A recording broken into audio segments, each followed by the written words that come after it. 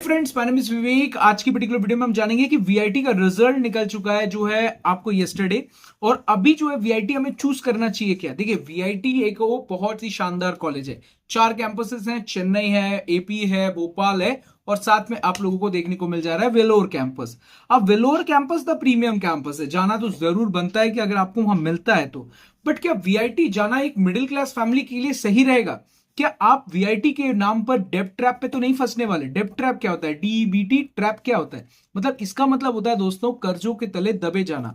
मतलब अगर आप आज के दिन होम लोन लेते हैं तो भी आपके लिए सेफ एंड सिक्योर है, एटलीस्ट आपके पास घर तो है। बट एक डिग्री अगर आपको वो जॉब नहीं दे पाता है तो ये सेफ एंड सिक्योर एकदम नहीं है। मतलब कॉलेज में अगर आप जाते हैं, बैंक आपको बोलता है कि घर गिरवी रख दो तो कॉलेज में जा सकते हो। बट कॉलेज ये नहीं बोलता कि आप अगर ना डिग्री गिरवी रख दो कि मेरे को जो है मैंने पैसा दे दो मेरे को, मैं पक्का आपको जॉब दूंगा। ऐसा तो हो नहीं रहा।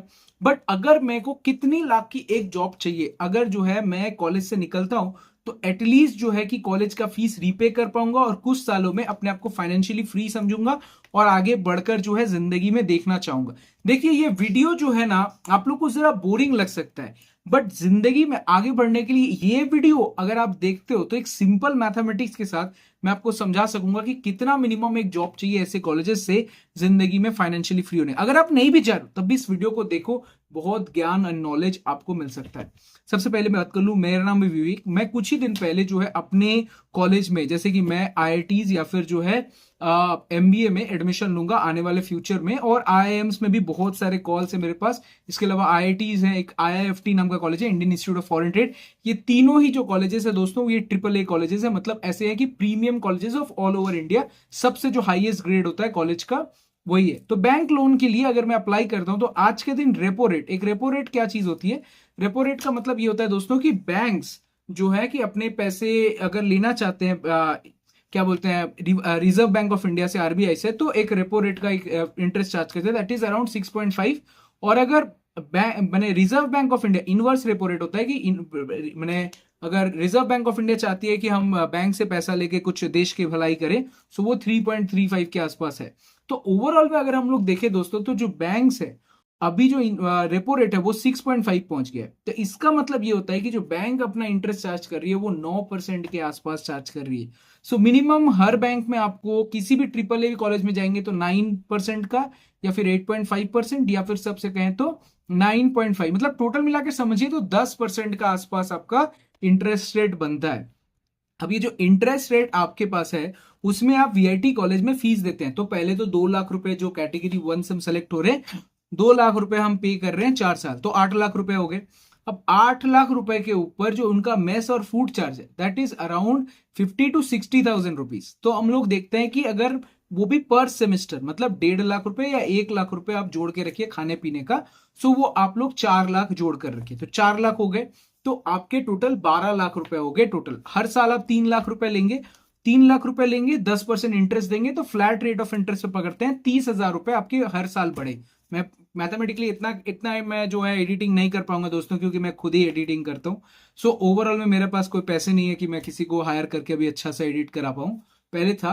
तो इसके बाद जो है हम लोग फिर दूसरे साल लेते हैं, तो जो है आप देखने पाएंगे 6.5 लाख रुपए। देखिए, 6 लाख रुपए, अब 6 लाख पे 60,000 रुपए इंटरेस्ट पड़ेगा, फ्लैट रेट पे समझते हैं।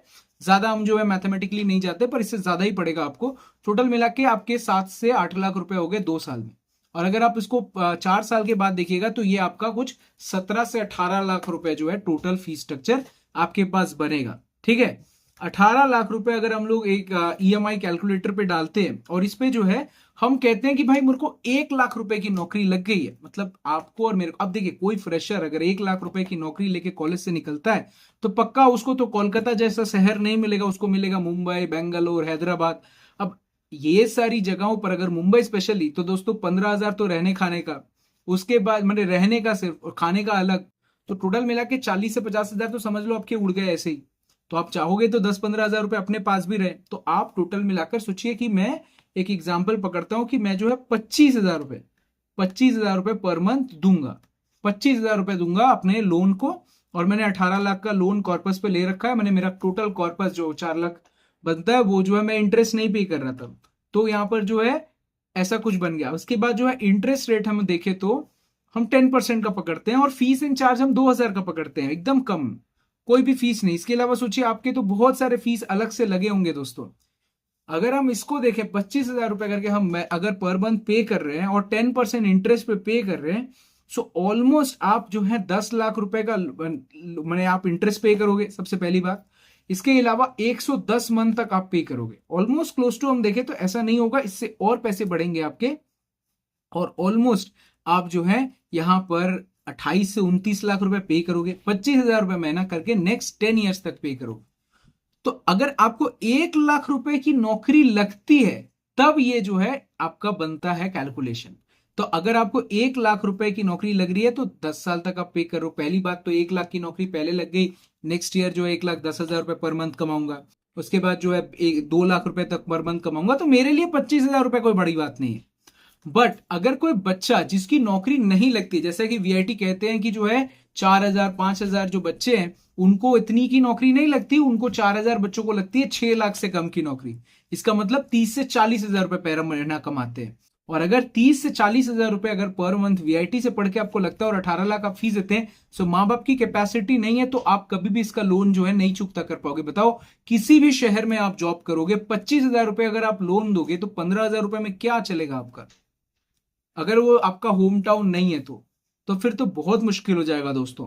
सो ये जो सवाल का आंसर है कि क्या आपको लेना चाहिए या फिर आपको नहीं लेना चाहिए वीआईटी, ये टोटली आपके ऊपर है।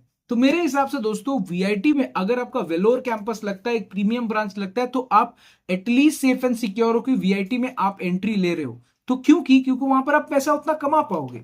बट अगर सोचिए आपको एपी भोपाल ये सब कैंपस मिल जाता है और you are not assuring yourself कि आपको एक अच्छी जॉब लग रही है, एंड अगर आपके माता पिता पक्का कोई डॉक्टर, मतलब प्रोफेशन की बात नहीं कर रहा हूं, बट ऐसे हैं कि जिनके पास एक फाइनेंशियल बैकअप काफी स्ट्रांग है, देन एटलीस्ट आप अगर इनिशियल ईयर्स में स्ट्रगल कर रहे हो, मतलब आपको अच्छी जॉब नहीं लग रही, but at the end you know कि वीआईटी के नाम की वजह से एक अच्छी जॉब हमको बाद में मिल ही जाएगी, तो ऐसे में दोस्तों वो आपका जो है 10 ईयर काट लेंगे तो अच्छा रहेगा। देखिए आपको अगर सोचने की जरूरत नहीं है कि मैं निकल रहा हूं, मैं एकदम फाइनेंशियल सिक्योर।